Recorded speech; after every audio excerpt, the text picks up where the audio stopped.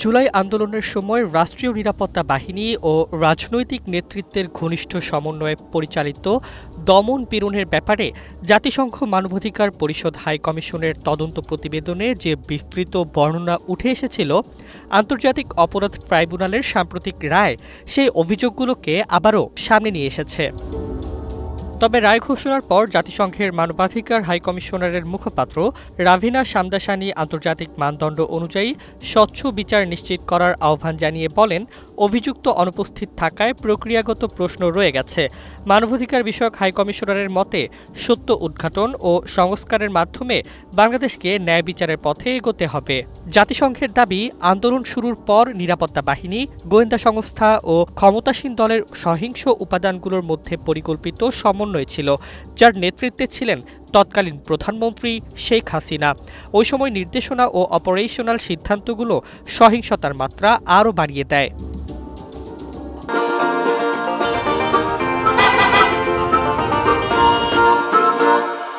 OHCHR এর প্রতিবেদনে বলা হয়, ১ জুলাই থেকে ১৫ আগস্টের মধ্যে প্রাণ হারান ১,৪০০ জনেরও বেশি মানুষ। নিহতদের মধ্যে উল্লেখযোগ্য অংশই ছিলেন শিশু ও কিশোর। হাজারো মানুষ গুলিবিদ্ধ হন, অনেকে বিচার বহির্ভূত হত্যাকাণ্ড, নির্বিচারে গ্রেপ্তার, আটক ও নির্যাতনের শিকার হন।